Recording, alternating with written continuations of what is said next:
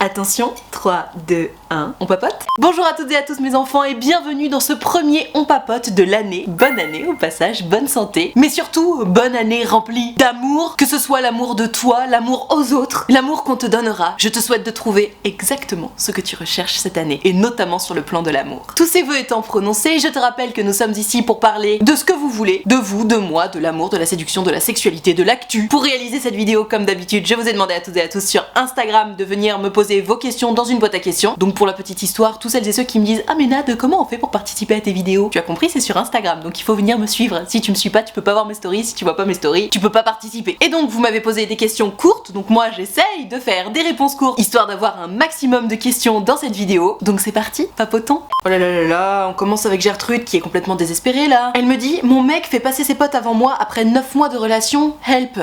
Mais ma Gertrude, mais enfin. Bon alors les gars, 2023, je place cette année sous le signe de l'amour de soi. En plus ça rime. C'est-à-dire que Gertrude, si ça fait 9 mois que t'es en relation avec quelqu'un qui fait passer ses potes avant toi, ça veut dire que ça fait 9 mois que tu supportes une situation qui ne te convient pas. Parce que si ça te convenait, tu m'enverrais évidemment pas un message à ce sujet, tu vois. Et je sais, vous allez encore me dire ah mais Nad, tu suggères toujours la rupture, etc. Donc oui, effectivement, à partir du moment où ça fait 9 mois que t'es en couple avec quelqu'un qui ne te donne pas la place que tu espères dans sa vie, évidemment que je pars du principe que t'es pas avec la bonne personne. Et je vais t'expliquer pourquoi. Je pars du principe qu'en 9 mois, t'as dû en avoir des conversations à ce sujet avec lui. T'as dû lui demander de faire des efforts. Et peut-être même qu'il en a fait des efforts à ce sujet. Sauf que si 9 mois plus tard, et encore une fois, 9 mois c'est quand même censé être le début de la relation, tout beau, tout rose, amour, passion, tout ce qu'on aime, tu vois. Donc si au bout de 9 mois, t'en peux plus déjà de ce point-là, bah pardon mais ouvrons les yeux. Tu n'es pas avec la bonne personne. Tu n'es pas avec la bonne personne parce qu'elle ne remplit pas un de tes besoins essentiels qui est je veux et j'ai besoin, donc c'est même pas que tu veux, c'est même pas un caprice, c'est que tu as besoin d'être dans les top priorités de ton mec. Or, de toute évidence, ton mec il fait passer ses amis avant. Et y a pas de mal, ça fait pas de lui un connard, ça fait juste de lui quelqu'un qui ne te correspond pas. Et ça te correspondrait pas, mais bon t'étais en mode bah qu'est-ce que tu veux, c'est comme ça, ce serait pas grave et je te dirais bah écoute, essayez d'en discuter un petit peu et puis continue à faire un peu des efforts de temps en temps. Mais là, t'es en mode help, j'en peux plus, tu vois. Si tu n'en peux plus et que vous en avez déjà discuté un maximum de fois et que ça ne change rien, moi je pense que 9 mois c'est une durée raisonnable pour enfin ouvrir les yeux et se rendre compte que non, malgré le fait que j'aime cette personne, que je me sente bien avec cette personne ne me correspond pas parce que en fait il faut toujours faire la balance. Est-ce que pour l'instant le fait que tu te sentes bien avec lui de temps en temps, que vous ayez des bons moments, tu sais c'est souvent ce qu'on me dit, ah mais en même temps on passe des bons moments, je me doute bien sinon tu serais plus en couple avec cette personne, mais en fait fais simplement la balance. Qu'est-ce qui actuellement pèse le plus lourd dans la balance? Est-ce que c'est le fait que vous passez malgré tout des bons moments et du coup malgré tout tu y trouves encore ton compte, ou est-ce que ce qui pèse le plus lourd c'est le fait que ben non t'es pas sa priorité et que ça te pèse trop et que t'es trop malheureuse par rapport à ça? Et j'ai envie de te dire, même si c'était à 50-50, tu te rends compte, ça veut dire qu'il y a 50% de bonheur, 50% de déception et de malheur dans cette relation. Honnêtement, ce serait pour moi, j'achète pas, tu vois. Maintenant tu fais comme tu sens. Donc ma Gertrude, dans cette situation là, bah t'as deux options. Soit tu continues d'en discuter avec lui et de lui dire écoute j'ai vraiment besoin que tu fasses des efforts par rapport à ça, etc. Je te conseille malgré tout de te mettre une deadline parce qu'encore une fois, si c'est quelque chose de trop important pour toi, tu ne peux pas rester dans cette relation de façon saine. Tu vas te faire trop de mal. Donc évidemment, continuer d'en parler, essayer de faire des efforts, de trouver des compromis, etc. Maintenant, dans cette option-là, mets-toi une deadline quand même. Parce que là, ça fait déjà 9 mois que ça dure. Enfin, je sais pas, t'es prête à attendre combien de temps en mode putain, j'en ai trop marre, je suis pas sa priorité et c'est quelque chose d'hyper important pour moi? Moi, je trouve que 9 mois, encore une fois, c'est largement suffisant, mais chacun sa sensibilité. Et une fois cette deadline arrivée, peut-être qu'elle est déjà arrivée, peut-être qu'elle ne l'est pas, ça c'est à toi de voir. Si les choses n'ont pas évolué, si tu sens toujours que ben non, t'es pas sa priorité, que ça te fait du mal, que t'es pas bien en fait dans cette relation, bah oui, il va falloir arrêter. Et évidemment, c'est chiant, évidemment que ça fait du mal de se séparer de quelqu'un qu'on aime, mais se séparer de quelqu'un, quels que soient les sentiments qu'on a pour cette personne, si c'est pour notre bien-être à nous, c'est-à-dire que tu sais ce que tu veux, tu sais ce que tu veux pas, et là dans cette relation il y a quelque chose que tu veux vraiment pas, à savoir ne pas être la priorité de la personne que tu aimes, bah c'est pour le meilleur en fait. C'est pour le meilleur que tu fais ça. On fait pas d'omelette sans casser des œufs comme dirait l'autre. Et là ce sera précisément l'illustration de cette phrase Instagram à la con. Donc je te laisse réfléchir ma Gertrude, mais voilà. Pour moi, on a des besoins essentiels, on en a pas beaucoup, mais on en a quelques-uns. Et si dans ton petit cœur, passer avant les copains de ton mec, c'est vraiment trop important pour toi, ce que je comprends tout à fait, se dit en passant, bah il va falloir prendre des mesures en fonction. Mais ça, encore une fois, c'est à toi de voir. Allez, une question qui se prête au fait que ce soit le premier on papote de l'année. C'est Alphonse qui me dit comment glow up quand on est moche et inintéressant pour les autres. Alors, Alphonse, reprenons les bases. En fait, c'est ouf parce que ta question, elle fait quelques mots et déjà en quelques mots, je vois quel est ton problème. C'est-à-dire que déjà si tu pars du principe que tu es moche et inintéressant, sois sûr et certain que tu le seras. De la même façon que, tu sais, quoi que tu fasses dans la vie, si tu pars perdant, tu vas perdre. Si tu pars gagnant, t'as un peu plus de chances de gagner, tu vois. En fait, le truc, Alphonse, c'est que personne n'est moche, personne n'est beau. On est tous et toutes le moche de quelqu'un, on est tous et toutes le beau ou la belle de quelqu'un d'autre. Alors, je te l'accorde, il y a certains profils qui font plus l'unanimité que d'autres, mais bref. Être moche, je te jure, c'est un état d'esprit. C'est tellement subjectif. Ça veut rien dire je suis moche. Si tu dis je suis moche, tu envoies aux autres le message comme quoi tu ne t'aimes pas. Et pareil si tu dis que tu es inintéressant. Parce que à quelle heure t'es inintéressant? Qui a décidé que t'étais inintéressant? Alors j'imagine que en discutant avec des gens, tu t'es rendu compte que tu captais pas leur attention et donc tu pars du principe que tu es inintéressant. Faux! En fait, faux. Si tu n'arrives pas à capter l'attention des gens, c'est pas parce que t'es pas intéressant, c'est potentiellement que tu manques un petit peu de charisme et guess what?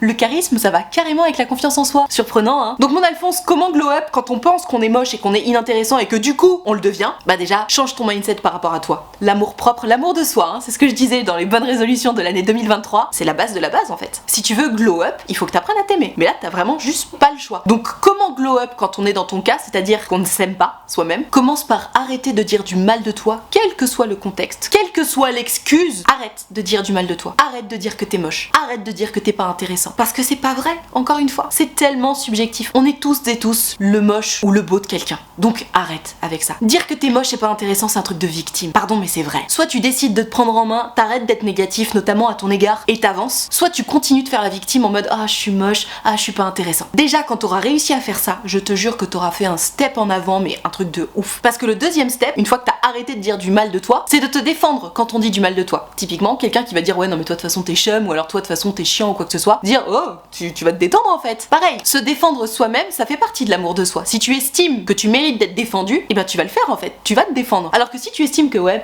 c'est vrai je suis moche et je suis pas intéressant, bah tu vas pas te défendre. Mais avant ça, avant de pouvoir se défendre, il faut déjà être convaincu qu'on mérite d'être défendu et être convaincu que bah non déjà je suis pas moche et non je suis pas inintéressant, etc. Donc t'as du taf hein, mon Alphonse, vu ton message. Mais voilà, si tu réussis à faire ça, je te jure que t'auras fait déjà un maxi glow up pour l'année 2023 et c'est tout le mal que je te souhaite. Une question qui parle de moi. Est-ce que Bae vit bien le fait que tu sois connue? Oh, trop mignon! Alors, que je sois connue, remettons l'église au milieu du village quand même, je suis pas Beyoncé, hein. Oui, j'ai une communauté sur Instagram, etc. Oui, on me reconnaît de temps en temps dans la rue, mais encore une fois, je suis pas Selena Gomez, tu vois. Donc, en réalité, comment il le vit, ça change pas notre quotidien, tu vois. Oui, de temps en temps, quand on se promène dans la rue, on croise des abonnés, c'est hyper sympa, on fait une photo, on papote un petit peu, et comment il le vit, bah, il trouve ça mignon, en fait. Tu sais, de la même façon que si tu sors avec quelqu'un qui se réalise professionnellement, bah, t'es content pour lui, et puis t'es un peu fier de lui, tu vois. C'est positif comme sentiment, bah j'ai l'impression que c'est un peu ça qu'il ressent par rapport au fait que je sois connue, comme tu dis. J'aime pas trop ce terme parce que ça veut tout et rien dire, mais voilà, il le vit ultra bien et moi je le vis ultra bien aussi parce que c'est tellement à échelle humaine. J'aurais plusieurs millions d'abonnés, peut-être que ce serait tout à fait autre chose, mais au niveau auquel je me situe, je croise régulièrement des abonnés, donc ça fait plaisir et puis ça flatte l'ego, hein, soyons honnêtes. Tu sais, je suis toujours fière de croiser des abonnés, t'imagines? Tu te promènes comme ça dans la rue et il y a quelqu'un que tu croises et qui te dit ah waouh, j'adore ton travail. Enfin tu sais, t'es en mode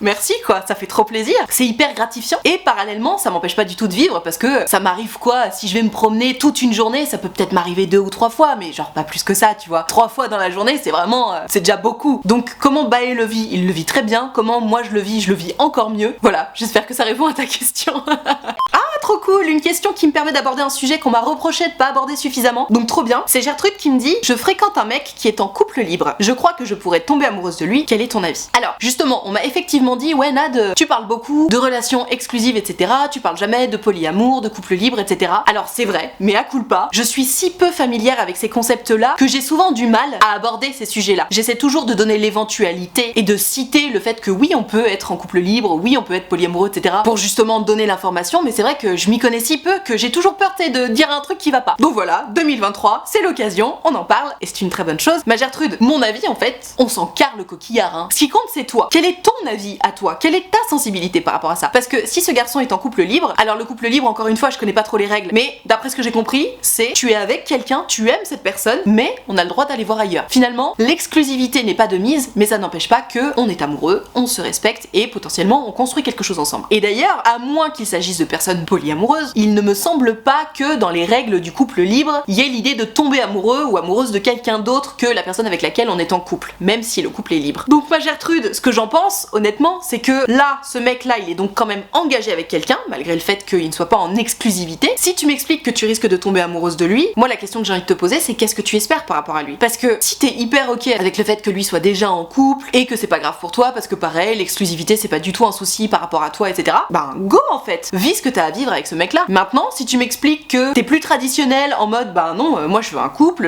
exclusif, etc. Oh, mon avis c'est prends tes jambes à ton cou, t'y es pas du tout. Quelqu'un qui est dans une relation libre n'a pas vocation, en principe, à quitter la personne avec laquelle il ou elle est en couple pour aller s'installer avec quelqu'un d'autre. Le principe de la relation libre, c'est on est ensemble, on s'aime et on s'autorise à aller voir ailleurs parce qu'on est ok avec ça. Donc voilà ma Gertrude, mon avis c'est que c'est toi et ta sensibilité et tes objectifs qui comptent. Si c'est ok pour toi encore une fois, ben go en fait. Par contre, si ce que tu espères c'est qu'il quitte la personne avec laquelle il est en couple pour se mettre avec toi, éventuellement dans un truc exclusif et tout, franchement, t'y es pas du tout et prends tes jambes à ton cou parce que tu vas être malheureuse et pour cause, ça risque pas de se réaliser, tu vois. Donc à toi de voir ma Gertrude. Et puis surtout, n'hésite pas à nous donner la suite de l'histoire, ça m'intéresse. Question technique mais qui n'en est pas moins intéressante, c'est Gertrude qui me demande à partir de combien de temps de conversation est-ce qu'il faudrait se voir. Entre parenthèses, j'ai tendance à faire vite. Alors ma Gertrude, vraiment, à mon sens, en amour, il y a juste pas de règles. C'est-à-dire que il y a des gens qui vont avoir besoin de discuter pendant des mois avant de se dire ok, je me sens prêt ou prête à te rencontrer. Et il y a d'autres gens qui vont avoir besoin d'une heure de conversation pour se dire ok, vas-y, ça le fait, viens, on va boire un verre. Donc évidemment, là je te parle des deux extrêmes, mais il me semble que la moyenne, enfin je te dis la moyenne, j'en sais rien. Moi je sais que à l'époque où j'étais sur des sites de rencontres, je discutais genre 2-3 jours avec quelqu'un et si le feeling passait bien au bout de 3 jours, j'étais en mode bah vas-y, viens, on va boire un verre, tu vois. Mais bon, ça c'est ma sensibilité parce que écrire des messages, ça me pompe un peu l'air, j'ai pas que ça à faire et je préfère vraiment voir les gens en vrai. Mais ça n'engage que moi. Questionne-toi, toi, si tu m'expliques que t'as tendance à proposer rapidement, où est le problème? Y a pas de temps limite en fait, ma Gertrude. Tu fais comme tu sens, tu fais comme t'as envie. Et si l'autre est en mode ah bah c'est un peu tôt, bah pas de problème, tu vois, t'attends un peu. Mais pour ma part, il me semble que on est sur une application de rencontre pour rencontrer quelqu'un. Et on veut rencontrer quelqu'un qui va nous apprécier tel que l'on est. Donc ça sert à rien de faire semblant d'être quelqu'un qui prend plus de temps par rapport à ce que t'aimerais prendre, tu vois. Sois toi-même. Et soit ça passe, soit ça casse. Si ça casse, c'est que bon bah clairement on peut passer au profil suivant. Et d'ailleurs, quelqu'un peut tout à fait te dire écoute non là c'est un tout petit peu trop tôt pour moi, viens on discute encore un petit peu. Et vous pouvez tout à fait continuer de discuter, vous rencontrer et passer un très très bon moment ensemble. Y a pas de règle. Dans tous les cas, pour moi y a pas de temps minimum, y a pas de temps maximum. Je pense malgré tout que si t'as pas envie d'effrayer la personne en face, oui idéalement on attend au moins 1 ou 2 jours. Mais bon, encore une fois, ça n'engage que moi. Tu fais comme tu veux, comme tu sens, et te prends surtout pas la tête par rapport à combien de temps faut attendre. Vraiment. Quand t'as envie de proposer, propose, tu vois ce qu'on te répond, et ensuite tu avises.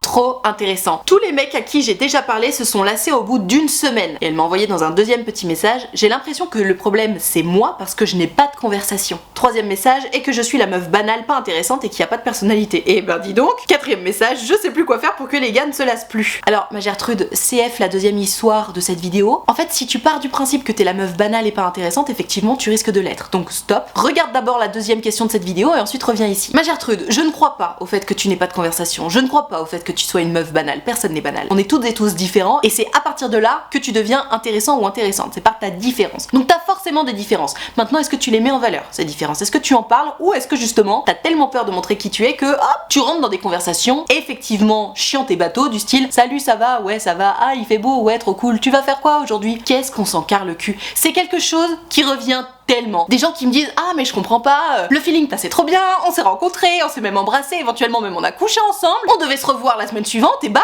il ou elle ne veut plus me voir. Et à ce moment-là je dis attends laisse-moi deviner, vous vous êtes écrit un maximum de messages entre la dernière fois que vous vous êtes vus et maintenant. Et la personne me répond toujours bah ouais comment tu sais? En fait il faut que vous vous rendiez compte que les messages c'est bien, mais trop de messages ça court à ta perte. Parce que trop de messages c'est étouffant. Et je sais, très souvent on envoie des messages pour se rassurer. Tu sais on est en mode oh là là putain l'autre me manque, est-ce que je l'intéresse toujours? Bah vas-y je vais lui envoyer un petit message comme ça au moins si il ou elle me répond ça veut dire que il ou elle est toujours intéressé. Erreur. Mais grosse erreur, très très grosse erreur. Quand t'envoies des messages, et effectivement ça fait plaisir, t'es en lien avec l'autre et tout, on kiffe, sauf que lorsque tu envoies des messages, tu empêches l'autre de ressentir le manque de toi. Alors attention, je te parle pas de ah là là il faut créer le manque, il faut surtout pas s'écrire blablabla, parce que vraiment je pense qu'il est absolument idiot de réfléchir de cette façon-là. En revanche, oui, il faut laisser l'autre souffler. Mais comme pour tout dans la vie, imagine ton ou ta meilleure amie t'écrit en permanence, genre toutes les heures, tous les jours. Tu sais au bout d'un moment tu seras en mode je te kiffe mais enfin fous-moi un peu la paix là, laisse-moi un peu d'air. Et ben c'est pareil dans la séduction. d'autant plus que, c'est vrai, quand il y a un peu de manque, c'est un peu sexy. Pourquoi c'est un peu sexy? Parce que s'il y a un peu de manque, c'est la preuve que toi t'es pas complètement désespéré en mode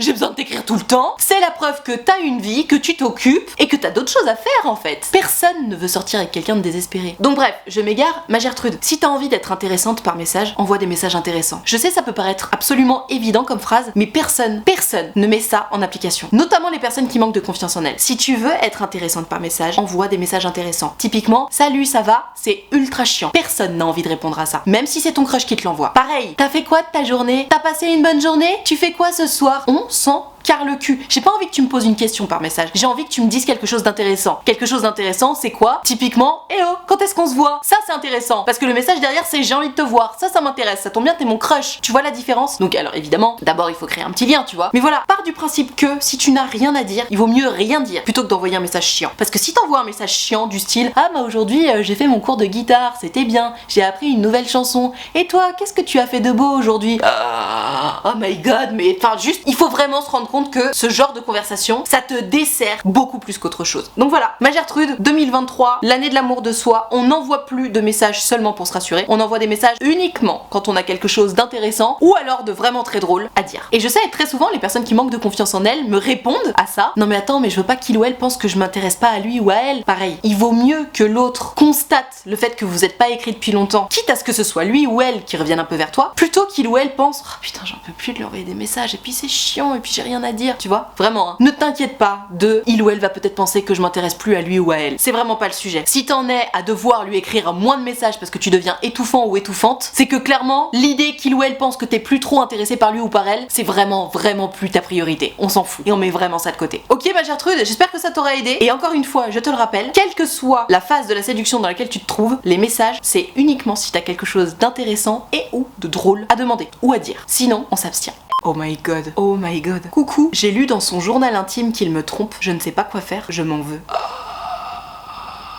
Ah non mais ma Gertrude. Bon alors, petit disclaimer quand même, fallait pas lire dans son journal intime, genre on fait pas ça. Mais en fait, ce que t'as découvert est tellement plus grave que pour moi le fait que t'aies lu dans son journal intime, en fait on va juste l'oublier, parce que oui effectivement t'aurais pas dû faire ça, c'est une violation de son intimité. Mais en fait, encore une fois, ce que tu viens d'apprendre est tellement plus grave que on met ça de côté. Ma Gertrude, tu as donc appris que ton mec te trompe, tu sais pas quoi faire. Alors déjà, qu'est-ce qu'il est teuteux de l'avoir écrit dans son journal intime, pardon, mais tu sais déjà tu trompes ta meuf, c'est pas bien. Genre idéalement on fait pas ça. Mais ensuite, si t'as pas envie que ça sache gros, l'écris pas sur un bout de papier, mais t'es con ou quoi? Enfin bref. Ma Gertrude, que faire? Bah tu vas le voir et puis tu le confrontes. Tu vas pas rester comme ça sans rien dire, enfin tu sais. D'après toi, est-ce que t'as plus de raisons d'avoir honte de toi d'avoir lu dans son journal intime, ou est-ce qu'il a plus de raisons d'avoir honte de lui de t'avoir trompé? Moi je pense que c'est lui qui gagne quand même, hein. C'est la raison pour laquelle je mets de côté le fait que tu aies violé son intimité, parce que encore une fois c'est pas bien de faire ça. Mais obviously ça valait le coup. Donc ma Gertrude, tu vas le voir, tu le prends entre quatre yeux et tu lui dis bon, écoute, j'ai fait quelque chose que je devais pas faire, j'ai lu ton journal intime, voilà, je te demande pardon. Mais en fait c'est pas le sujet, parce que du coup, tu t'en doutes, en lisant dans ton journal intime, j'ai découvert ce que j'étais pas censée découvrir. Tu m'expliques? Parce que là du coup j'ai besoin d'explications. Et puis à partir de là vous allez avoir une conversation. Moi je pense que c'est ça qu'il faut faire. Et puis à l'issue de la conversation, tu prendras ta décision de si oui ou non t'as envie de rester avec lui malgré ça. Est-ce que t'as envie de lui pardonner ou pas? Est-ce que t'es prête à le faire ou pas? Mais que faire? Confronte-le, évidemment. Tu vas pas rester en mode genre tu sais pas qui t'a trompé. Enfin, tu sais, oui c'était pas bien de lire son journal intime, mais c'est pas une raison suffisante pour ne pas le confronter alors que tu sais qu'il a fait quelque chose d'encore plus grave, tu vois. Donc bon courage et puis